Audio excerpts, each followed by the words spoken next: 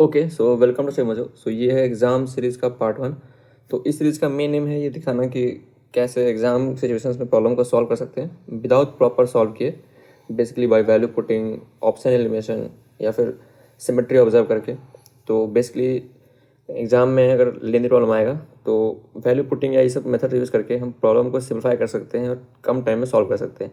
तो proper solution यहाँ हम डिस्कस नहीं करेंगे, बेसिकली कैसे शॉर्ट में सॉल्व होगा बस ये डिस्कशन होगा। ठीक है, सो स्टार्ट करते हैं। तो इस पार्ट में, फर्स्ट पार्ट में हम डिस्कस करेंगे problem related to trigonometry and ITF, inverse trigonometry function. ठीक है, सो स्टार्ट करते हैं। सो फर्स्ट प्रॉब्लम क्या है कि एक्स और वाई बिलोंग करता है 0 और पाई के बीच में, and cosine x plus cosine y minus cosine x plus y equal to दिया हुआ है। ठीक है, देन फाइंड करना है value sine x plus cosine y का।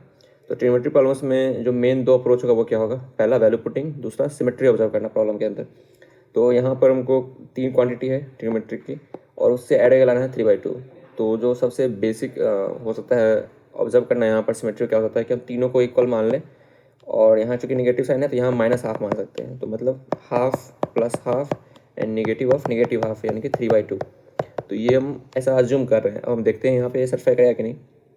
तो अगर कोसाइन एक्स का वैल्यू हाफ है, कोसाइन वाई का वैल्यू हाफ है, इसका मतलब x = y = कितना हो जाएगा, ये हो जाएगा π/3, क्योंकि मेरा x और y बिलोंग करना चाहिए 0 और पाई के बीच में, एंड कोसाइन जो होता है पॉजिटिव होता है सिर्फ फर्स्ट क्वाड्रेंट में। ठीक है, अब यहाँ पर कोसाइन एक्स प्लस वाई को अगर नेगेटिव हाफ होना है, इसका क्या मतलब हो गया कि अगर कोसाइन एक्स प्लस वाई को होना है नेगेटिव हाफ, इसका मतलब एक्स प्लस वाई होना चाहिए 2π/3, यानी कि 120 डिग्री। तो यहाँ से आ जाएगा -½ ठीक है, तो यहाँ तक अगर हम कर लें तो मेरे पास वैल्यू आ जाएगा x का, वैल्यू आ जाएगा y का, एंड वैल्यू आ जाएगा x प्लस वाई का। तो ये हो जाएगा π/3, ये हो जाएगा π/3, ये हो जाएगा 2π/3। और इस तीनों वैल्यू के ऊपर जो मेरा दिया हुआ था इक्वेशन वो सेटिस्फाई हो रहा है, इसका मतलब ये अलाउड वैल्यू है। ठीक है, तो यहाँ से हमको निकालना value sine x plus cosine y का, यानी हो जाएगा साइन 60 प्लस कॉस 60, यानी कि √3/2 प्लस हाफ, यानी आ जाएगा वैल्यू √3 + 1/2। तो ये हो गया मेथड।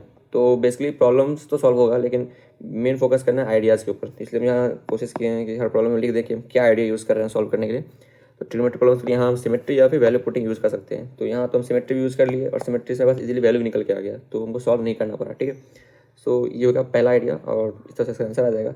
आगे सॉल्व भी कर सकते हो, लेकिन टाइम बचाने के लिए बेटर है कि अगर हम ऑब्जर्व कर पाएँ कि यहाँ सिमेट्री है प्रॉब्लम के अंदर तो इजीली सॉल्व हो जाएगा। ठीक है, चलते हैं नेक्स्ट प्रॉब्लम के ऊपर। सो यहाँ प्रॉब्लम क्या है कि एक रिलेशन डिफाइन किया गया है कि u = √a² cosine square theta plus b² sine square theta plus root under, यहाँ पर स्विच कर दिए कोफिशिएंट को, a² sine square theta plus b² cosine square theta. तो पूछ रहा है हमसे कि मिनिमम मैक्सिमम वैल्यू का डिफरेंस बताना है u² का। तो जब भी इसका प्रॉब्लम है जहाँ पर a b यानी पैरामीटर्स इन्वॉल्व हो, वेरिएबल इन्वॉल्व हो, तो मेरा ऑब्जेक्टिव करना चाहिए कि हम उस पूरे एक्सप्रेशन को पैरामीटर फ्री या फिर वेरिएबल फ्री बना पाए, दो पॉसिबल हो दोनों में से।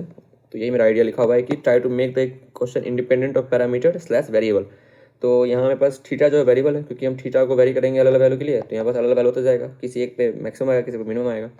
और मेरा ए और बी पैरामीटर है, ए और बी को चेंज करेंगे तो वैल्यू जो है मैक्सिमम होगा वो चेंज होगा।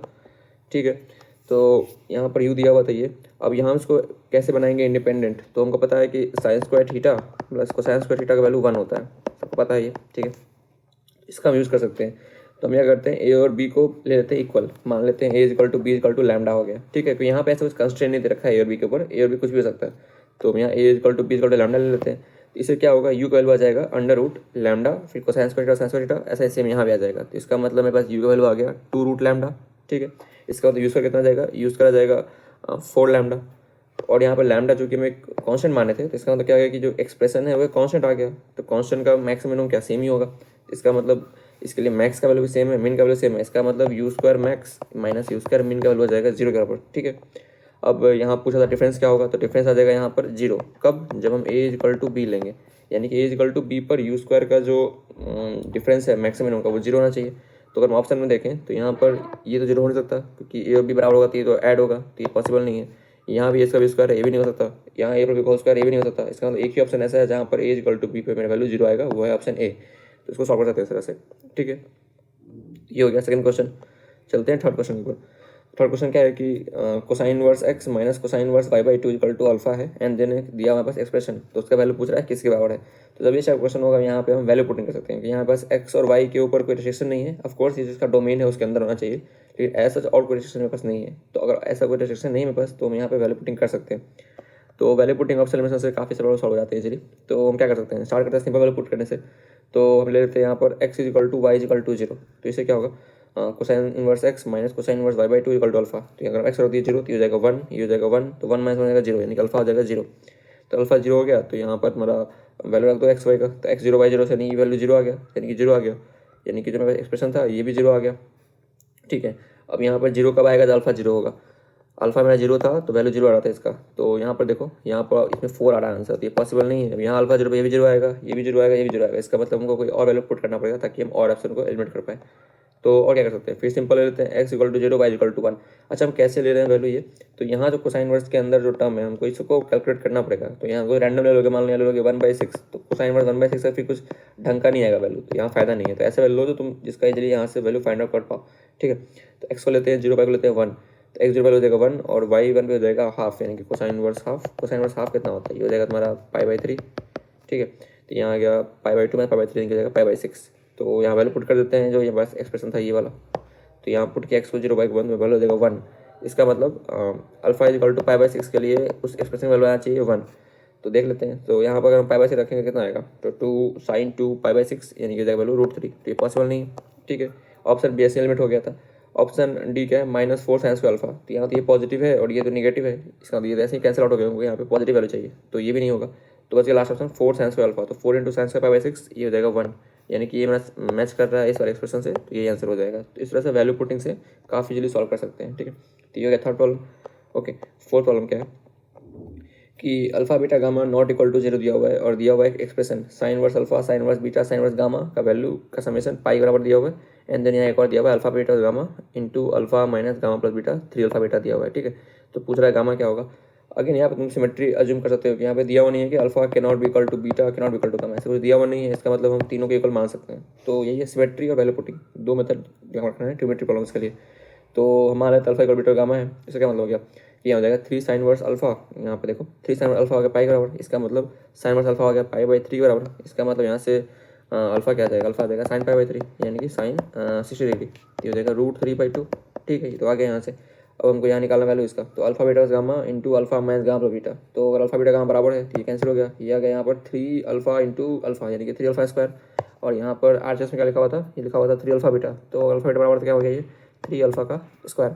ठीक है, तो यहाँ से बस निकल के आ गया कि गामा वैल्यू हो जाएगा √3/2, जो कि पूछा था ये, क्योंकि मेरा ये जो यहाँ हम सिमेट्री माने उससे मेरा ये सेटिस्फाई हो रहा था, तो हम ले सकते हैं उसको, तो ये जाएगा √3/2। ठीक है, ओके। सो नेक्स्ट प्रॉब्लम क्या है कि for x belonging to -1 to 1, -1 open bracket में और 1 क्लोज है। ठीक है, the number of solutions of the equation sine inverse x equal to 2 tan inverse x।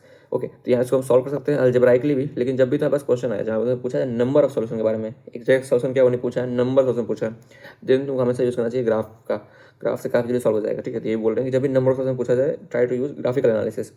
तो यहाँ ग्राफ बनाना है साइन वर्स एक्स का, तो सबसे ईजी है, साइन वर्स एक्स का ग्राफ सबको आता होगा बनाने, तो ये हो गया तुम्हारा साइन वर्स एक्स ग्राफ, ऐसा ये हो गया साइन वर्स एक्स ग्राफ। अब तुम्हें बोला है 2 tan वर्स एक्स ग्राफ बनाने के लिए, तुमको पता है अगर मेरे पास y equal to f x graph है और हमको बनाना है यहाँ से ग्राफ y/a का, तो क्या करते हैं जो भी क्वांटिटीज y एक्सिस के ऊपर है उसको मल्टीप्लाई कर दो ए से। तो हमको बनाना है 2 tan वर्स एक्स का, इसका क्या मतलब है कि हमको y/2 ग्राफ बनाना है, इसका मतलब जितने वैल्यू y पे हैं उसको अप्लाई कर दो 2 से। तो पता है tan वर्स एक्स ग्राफ कैसा होता है, वो ऐसा होता है, इस ग्राफ होता है इसका। ठीक है, तो अब यहाँ हम बस अप्लाई कर देंगे इसमें 2 से, हो जाएगा ये पाई/2 की जो हो जाएगा पाई, ये हो जाएगा -पाई, तो बस ये यहाँ पे किया गया है।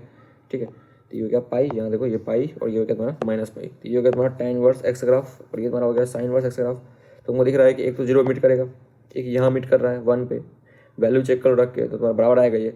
ठीक है, तो बस कितने सॉल्यूशन आ गया, 3 सॉल्यूशन, एक सॉल्यूशन यहाँ, एक सॉल्यूशन यहाँ, एक सॉल्यूशन यहाँ, लेकिन हमको बोला था कि -1 को इंक्लूड नहीं करना है डोमेन में, तो 2 ही आंसर आएगा, एक यहाँ 0 पर एक यहाँ 1 पर, तो हो गया इसका आंसर 2। अगर हमसे सॉल्यूशन नहीं पूछा होता, बस हमसे वैल्यू पूछा होता तो भी हम निकाल सकते थे यहाँ से, लेकिन मोस्ट ऑफ केसेज में जब नंबर सॉल्यूशन पूछे ना तो यूज़ करना है ग्राफिकल एनालिसिस का। ठीक है, तो यहाँ दिख रहा है 2 सॉल्यूशन होगा, तो ये हो गया इसका आंसर। ठीक है, ये देखो ये एक्चुअल ग्राफ है इसका, ये देख सकते हैं यहाँ पर कि ऐसा है, यहाँ पर 3 जगह इंटरसेक्ट हुआ है दोनों ग्राफ का, एक 0 पर एक 1 पर एक -1 पे। ठीक है, ओके, चलते हैं नेक्स्ट प्रॉब्लम पर। सो क्वेश्चन नंबर 6 क्या है कि x बिलोंग करता है 0 और 1/√2 के बीच में, एंड एक दिया हुआ है हमारे रिलेशन कि sine inverse x by alpha is equal to cosine inverse x by beta, then value find करना है हमको sine of 2 pi alpha upon alpha by beta का। ठीक है, यहाँ पर दिया हुआ है 4 एक्सप्रेशन, तो अगेन वही हम वैल्यू पुटिंग करेंगे, बस वो ध्यान रखना कि डोमेन क्या था। तो चूंकि यहाँ डोमेन दे रखा है एक्स का 0 1/√2 के बीच में, तो हम कुछ भी रैंडम वैल्यू पुट नहीं करेंगे, हमको वैल्यू पुट करना होगा जो कि इस डोमेन के अंदर लाई करे, ठीक है। सो 1/√2 को देख के सबसे पहला दिमाग वैल्यू क्या आना चाहिए तुम्हारे, 1/2 कि 1/2 इससे छोटा होगा, क्योंकि 2 बड़ा है, डिनोमिनेटर बड़ा होता है, वैल्यू छोटा होता है, तो यानी कि 1/2 रख सकते हैं इमीजिएटली, ठीक है। वैल्यू ऐसा करना कि तुम यहाँ वैल्यू निकाल पाओगे, वहाँ पे साइन वर्स के अंदर कैलकुलेशन करना है, तो साइन वर्स हाफ हमको नोन भी है, ठीक है, और यहाँ जो डोमेन है उससे फाइव कर रहा है, तो जो वैल्यू कैसे लेना है दिमाग रखना है तुमको, एक तो डोमेन देखो, दूसरा तुम्हारे पास जो क्वांटिटी है वो तुम निकाल पाओ इजीली, तो साइन वर्स के अंदर 1/2 0 1 इस टाइप की चीज़ें निकाल पाओगे इजीली, तो यहाँ पर 1/2 हम ले रहे हैं, ठीक है। तो 1/2 लिए यहाँ पर, तो यहाँ देखा sine inverse 1/2 by alpha is equal to cosine inverse 1/2 by beta, तो यहाँ से आ जाएगा beta is equal to 2 alpha.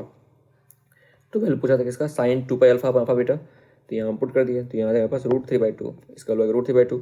अब यहाँ चेक कर लो कि किस वैल्यू में से आ जाएगा √3/2, तो यहाँ पर हम एक्स को पुट करेंगे 1/2, तो यहाँ देखो 1 - 4x² कितना होता है, ये होता है 0, ठीक है। तो मेरे पास 0 आ जाएगा जहाँ जहाँ 1 - 4x² होगा, तो ऑप्शन में देखो 1 - 4x² बार बार यूज हो रहा था ना, तो इसलिए इसको निकाल लिया पहले, तो इसका वैल्यू 0 है, इसका मतलब ये वैल्यू 0 हो गया, ये वैल्यू 0 हो गया, लेकिन मेरा आंसर तो फाइनाइट आया √3/2, यानी कि दोनों नहीं हो सकता है। अब निकाल लो यहाँ 1 - 2x², तो 1 - 2x² हो जाएगा यहाँ पर कितना हाफ, और ये वैल्यू पुट कर दो यहाँ पर, तो बी ऑप्शन मैच कर गया। तो एक वैल्यू पुट की उसमें 2 ऑप्शन एलिमेंट हो गया, उसके बाद बस तुमको चेक करना था, कोई भी एक निकाल लो, अगर ये नहीं हुआ तो ये तो होगा ही होगा, ठीक है। तो सिंपल है काफ़ी। ओके, सो चलते हैं नेक्स्ट प्रॉब्लम के ऊपर। तो यहाँ क्या दिया हुआ है, यहाँ तुमको डिफाइन कर रिलेशन कि tan A is equal to this quantity, tan B is equal to this quantity and tan C is equal to this quantity.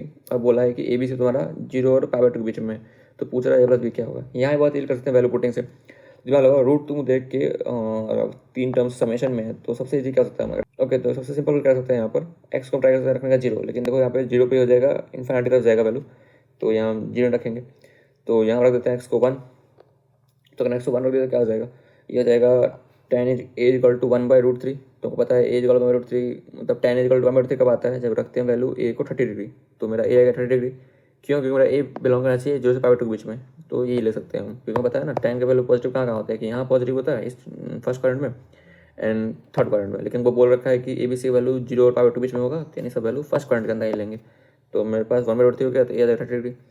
फिर tan b क्या होगा, अगेन यहाँ एक्स 1 रखें, तो हो जाएगा अगेन 1/√3, तो tan b आएगा 1/√3, तो आ गया b भी आएगा 30 डिग्री, ठीक है। फिर tan c क्या था, x-3 x-2 x-1 का पावर 1/2, यानी कि इस तरह से हो गया ये कितना √3, तो √3 आ गया, ये इसका मतलब वैल्यू आ गया c का कितना 60 डिग्री, तो मेरे पास a भी आ गया, b भी आ गया, c भी आ गया, और हमसे पूछा गया था कि a + b का वैल्यू क्या होगा, तो ध्यान देखो 30 30 60 हो जाता है, यानी कि a + b वैल्यू हो जाएगा c के इक्वल, तो ये आ गया, तो ऑप्शन में पास आ गया a, और देखो मैच नहीं करेगा, 90 - 60 कितना 30 होता है, तो ये बराबर नहीं होगा a + b के, नहीं होगा, ये भी गलत है। 2 का -c कितना हो गया, नहीं हो जाएगा तेरा 360 माइनस सी 360 माइनस 60 300 हो गया, कोई बराबर नहीं है +b के, तो ये भी गलत है, एंड सी आंसर है मेरा, तो और कोई मैच नहीं कर रहा है, ठीक है। तो ये अगर मान लो कोई और ऑप्शन भी होता है जिसमें कि सेम वैल्यू आ रहा होता है इस पर्टिकुलर वैल्यू के लिए, तो हम कुछ और वैल्यू ले लेते हैं, एक्स को वैल्यू लेकर चेक करते हैं यहाँ पर, लेकिन एक्स 1 लेकर यहाँ पर आंसर आ गया, मोस्ट ऑफ द केसेज में एक वैल्यू से काम बन जाता है, ठीक है। ओके, सो क्वेश्चन नंबर 8 क्या है, the value of 2 sin π/8 sin 2π/8 up till sin 7π/8, तो इसको निकाल सकते हैं काफ़ी सारे मेथड से, तो हम यहाँ यूज़ करेंगे रिजल्ट का, जो कि पता होना चाहिए सबको। तो रिजल्ट क्या होता है कि k इक्वल टू 1 से n-1 साइन k/n होता है n/2n-1, तो इसको याद रख सकते हैं, काफ़ी जगह हैंडी पड़ सकता है रिजल्ट ये।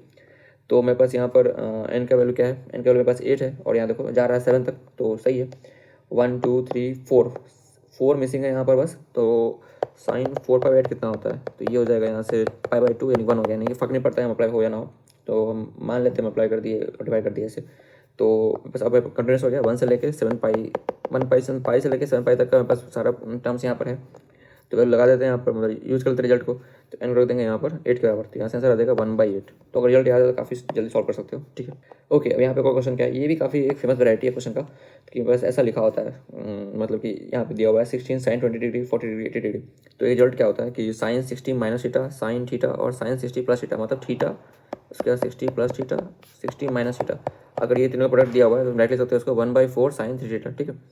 तो इसको सॉल्व कर सकते हैं, ऐसा सेम कोसाइन में होता है, और डिवाइड करोगे तो tan रिजल्ट आ जाएगा, tan में क्या होगा, ये चीज़ हट जाएगा, सिर्फ आ जाएगा tan थीटा, ठीक है। तो ध्यान रखो, बहुत जल्दी सॉल्व करने में हेल्प करेगा प्रॉब्लम को ये। तो यहाँ पर मेरे पास देखो ध्यान से, अगर हम थीटा लें 20 डिग्री, तो देखो 20 + 60 80 20 60 - 20 40, तो बस मैच कर रहा है ये फॉर्मेट, तो बस वैल्यू पुट कर दो यहाँ पर, आंसर आ जाएगा 2√3 3, ठीक है। वही ऐसे एक और सेम क्वेश्चन फिर से आया था कि the value of sine 10, sine 30, sine 50, sine 70। तो यहाँ देखो, अगर मान लेते हैं 10 मान लेते हैं साइन 10, तो साइन थीटा ये हो गया, फिर साइन 60 प्लस थीटा यानी 60 प्लस 10 70, 60 माइनस 10 50, और साइन 30 तो हाफ होता है तो पता ही है, तो कोई दिक्कत नहीं है यहाँ पर। तो बस यहाँ वैल्यू पुटिंग कर दो, आंसर आ जाएगा 1/16। तो बेसिकली ये आइडिया था ट्रिमेट्री प्रॉब्लम्स और ITF का कि वैल्यू पुटिंग, सिमेट्री ऑब्जर्व करना प्रॉब्लम में, कहीं किसी में डोमेन से भी देख सकते हो, ठीक है। तो इस तरह से सॉल्व कर सकते हैं प्रॉब्लम्स को, टाइम सेव कर सकते हैं, क्योंकि मैथ का पेपर लेंदी आता है, तो ज़रूरी है कि तुम हर क्वेश्चन को प्रॉपर सॉल्व करने का ट्राई ना करो। अगर घर प्रैक्टिस कर रहे हो तो तुमको आना चाहिए प्रॉपर सोल्यूशन, लेकिन एग्जाम में तुमको ट्राई करना है कि कैसे कम से कम टाइम में हम सॉल्व करें प्रॉब्लम को, क्योंकि पेपर लेंदी आएगा, सारे प्रॉब्लम सॉल्व करने हैं तो 3-4 प्रॉब्लम तुमको सॉल्व करने ही पड़ेंगे बिना प्रॉपर सॉल्व किए, ऑप्शन एलिमिनेशन करके, वैल्यू पुटिंग करके।